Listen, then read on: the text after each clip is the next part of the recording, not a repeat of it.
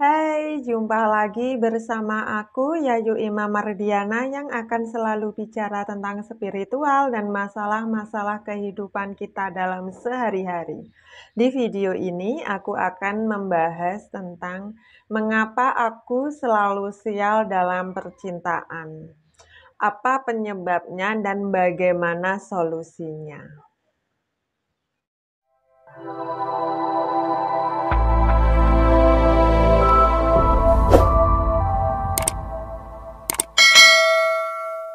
Kalau kamu merasa selalu sial dalam percintaan, misalnya saja diselingkuhin, ditipu, dipelorotin, dibohongin, dikasarin, pokoknya selalu dapat pasangan yang nggak bener.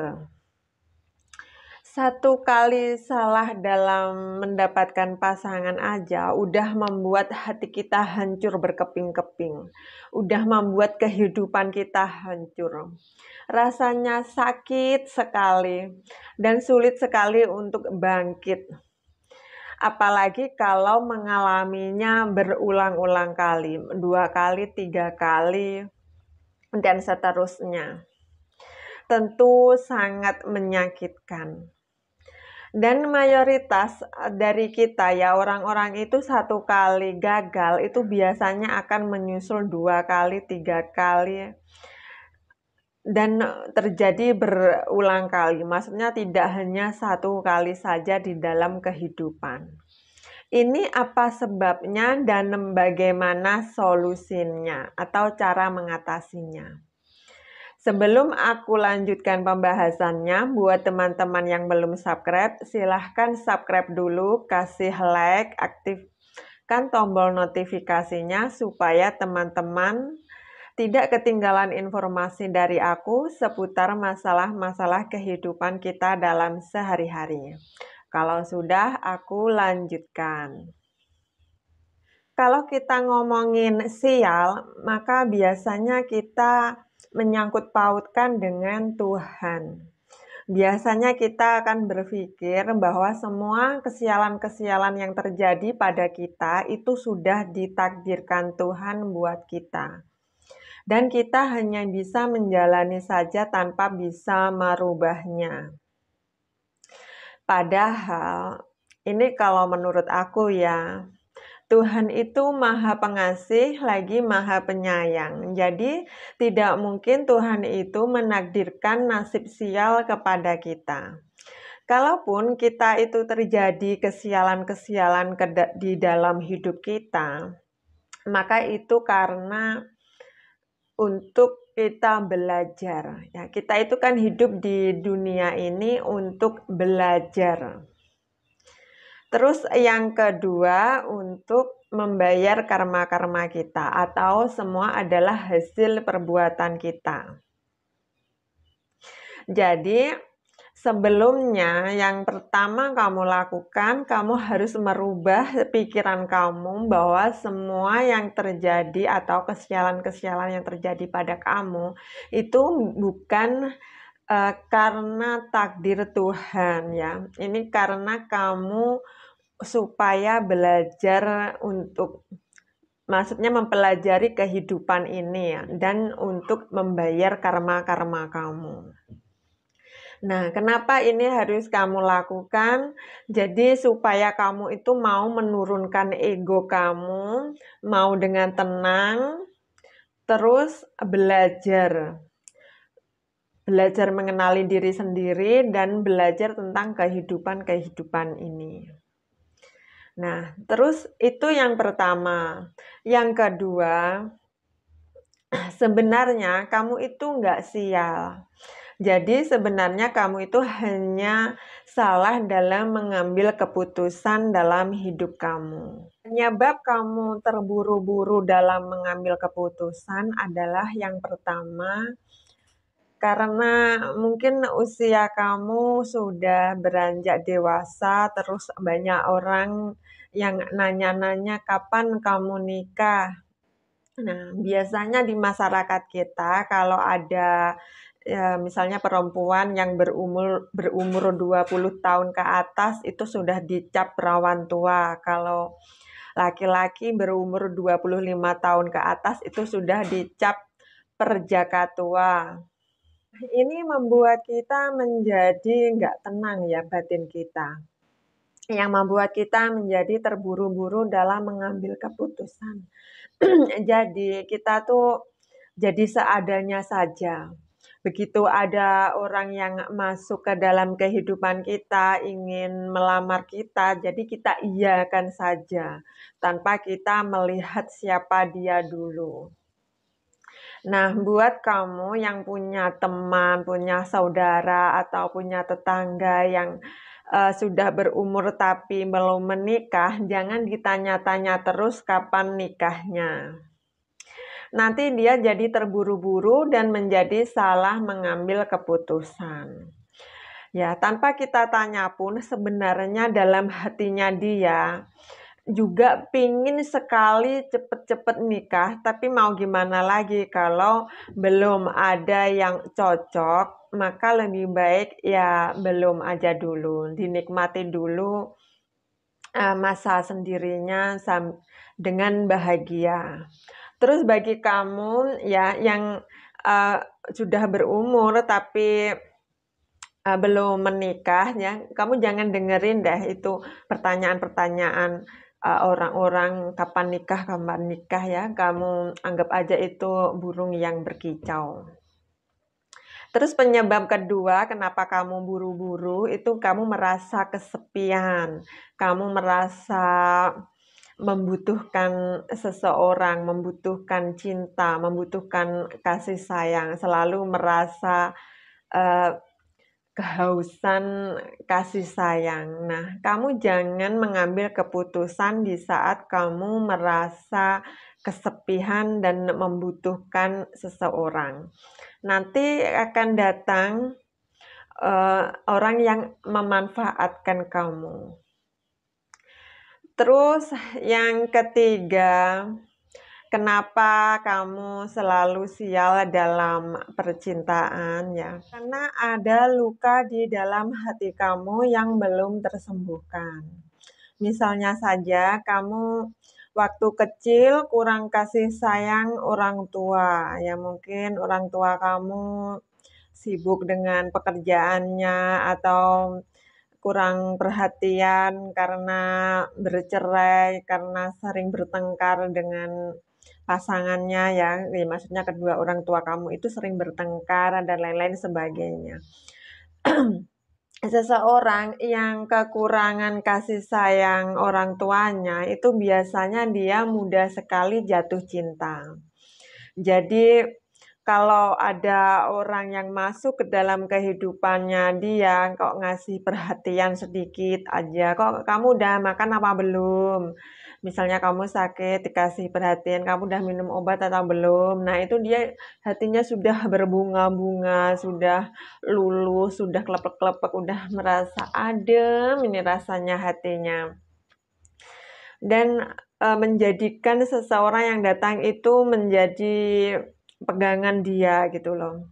Luka batin yang kedua adalah kamu masih memendam perasaan marah kamu kepada orang-orang yang terdahulu ya. Mungkin marah kamu kepada seseorang yang pernah kamu cintai dulu, kepada mantan-mantan kamu atau kepada siapapun.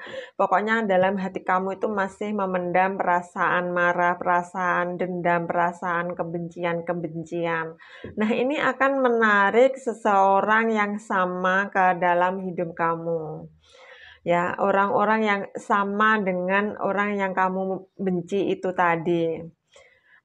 Atau seseorang yang gampang marah atau seseorang yang kasar. Nah, sebelum kamu mencari pendamping hidup, ya mencari pasangan, terlebih dahulu kamu harus mengobati luka batin kamu ini tadi. Jangan terburu-buru mencari pasangan sebelum luka batin kamu ini sembuh. Terus penyebab keempat, kenapa kamu selalu sial dalam percintaan, itu adalah pikiran kamu sendiri. Ya, misalnya saja kamu selalu berpikiran negatif sama lawan jenis. Ya, buat kamu yang cowok, biasanya kamu seorang cewek itu sama aja matre misalnya, atau gampang selingkuh, nggak bisa dipercaya, dan lain-lain sebagainya. Begitu juga kalau kamu cewek selalu berpikir negatif tentang cowok. Nah, cowok itu sama aja tuh penipu, tukang bohong, tukang selingkuh, dan lain-lain sebagainya.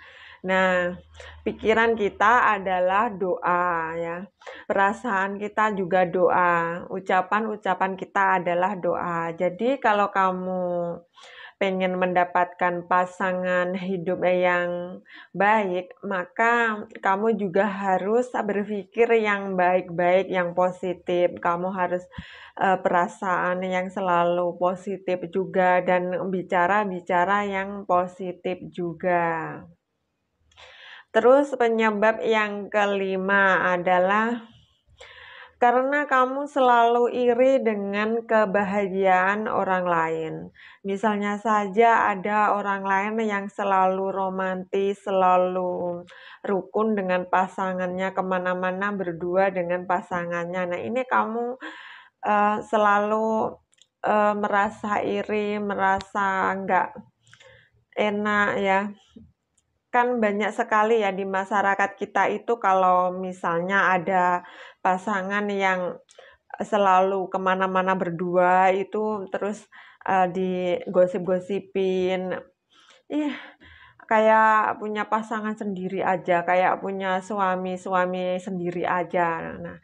Nah, kalau kita itu punya hati yang iri, maka kita juga dijauhkan dengan rezeki jodoh itu tadi ya.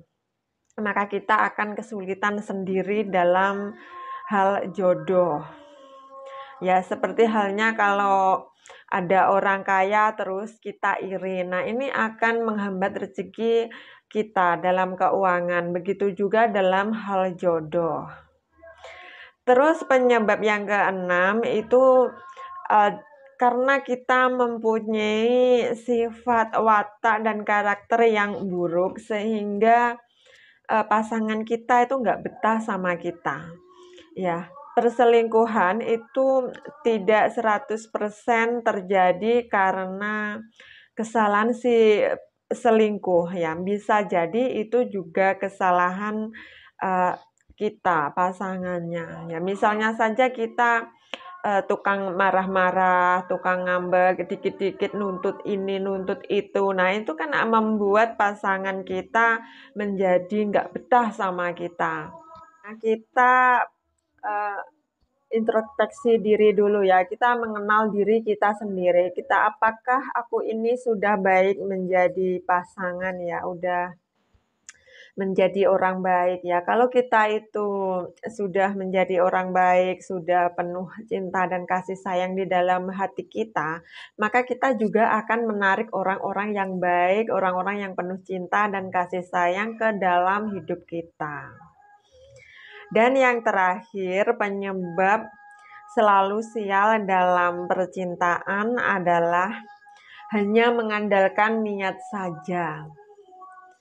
Ya, ada teman aku ya, dia itu seorang istri muda atau pelakor.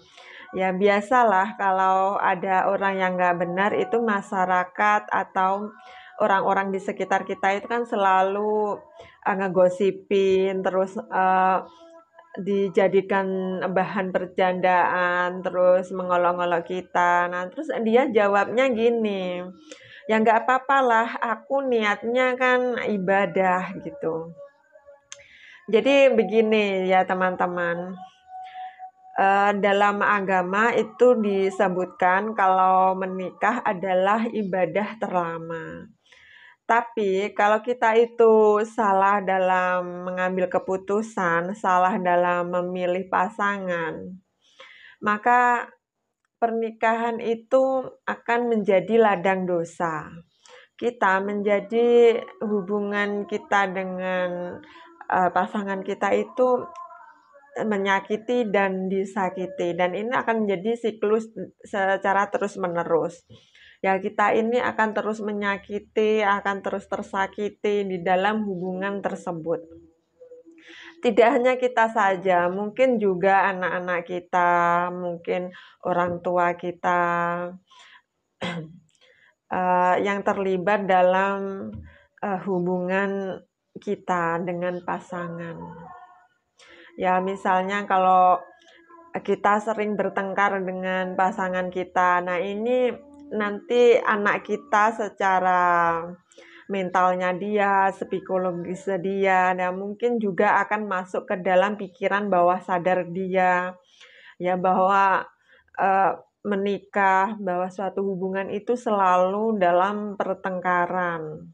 Nah, ini bahaya sekali buat anak-anak kita juga. Nah, itu tadi adalah mengapa selalu sial dalam percintaan dan bagaimana cara mengatasinya. Sekian dulu video dari aku, semoga bermanfaat. Terima kasih.